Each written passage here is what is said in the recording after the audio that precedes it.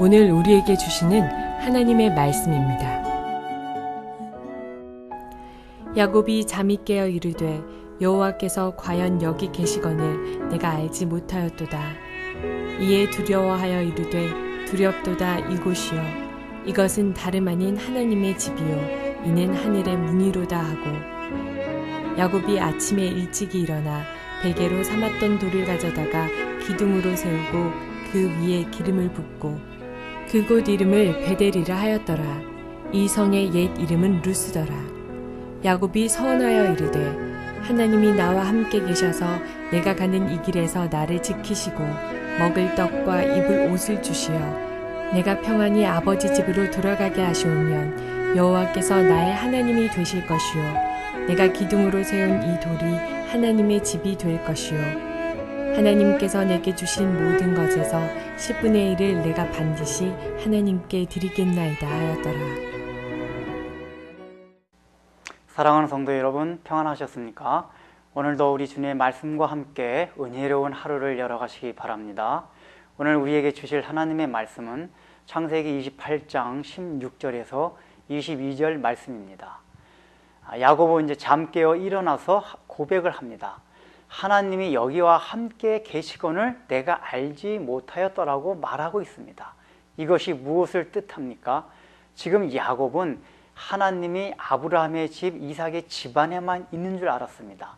오늘날 우리가 생각하듯이 하나님이 모든 천지에 무소부지하신 분이라는 걸 몰랐다는 얘기입니다.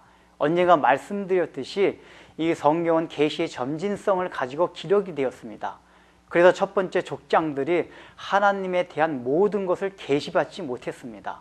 그래서 야곱도 그저 그들의 조상으로부터 전해받은 하나님에 대한 개념이 모든 천지에 무소부지하신 분이 아니라 그 집안에 있고 또 그것도 멀리 떨어져 있는 분이란 관념이 있었던 것입니다. 그런데 오늘 자기가 이렇게 광야한 이런 땅에서 꿈을 꾸고 하나님을 만나고 난 다음에 하나님이 여기도 계시는구나, 또 나와 함께 하시는구나 하는 것을 깨닫고 이런 고백을 하게 된 것입니다. 야곱에게 중요한 것이 이것입니다. 지금 야곱은 하나님이 아브라함과 이삭의 하나님이지만 알았습니다. 그러나 그가 꿈을 꾸고 자고 일어나서 깨닫게 된 것은 그 조상들의 하나님일 뿐 아니라 바로 내 자신의 하나님이라는 확신이 들게 된 것입니다. 이것이 야곱으로 하여금 기쁨과 소망 가운데 걷게 합니다. 그래서 야곱이 지금 무엇을 합니까? 하나님 앞에 서원을 합니다.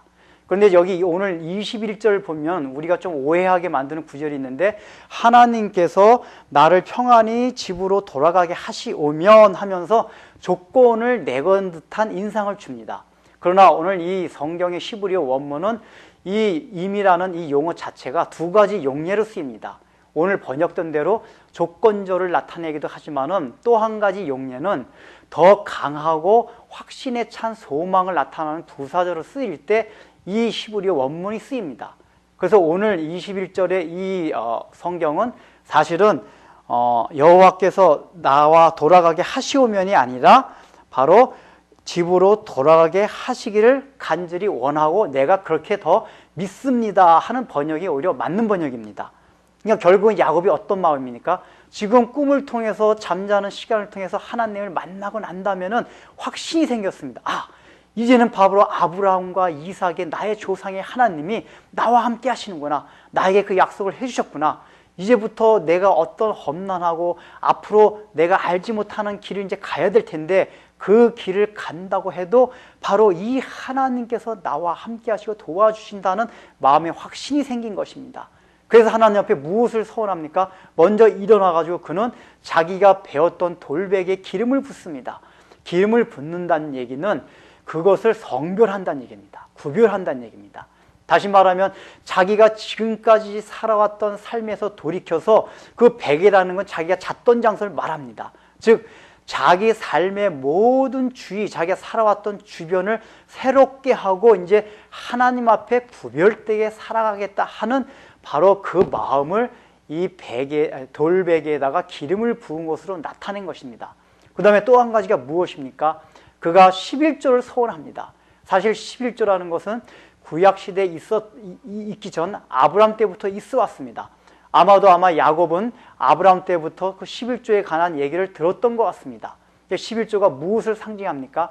바로 내가 가진 소유, 내가 지금 먹고 사는 모든 것이 다 하나님께로부터 온다는 것을 고백하는 차원에서 바로 11조를 드리는 것입니다.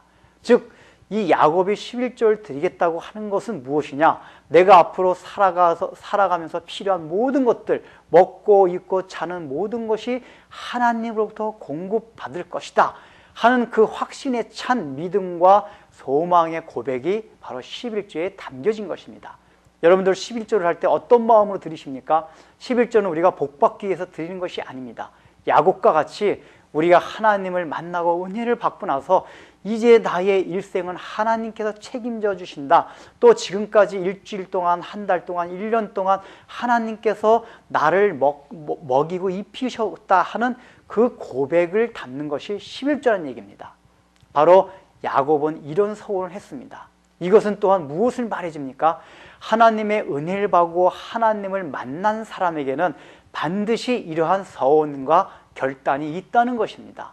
하나님을 만났다고 하고 은혜를 받았다고 하면서도 그 삶에 아무 구별이 없고 또 삶에 있어서 어떤 결단과 의지가 없다면 그 사람은 하나님을 만난 것이 아닙니다.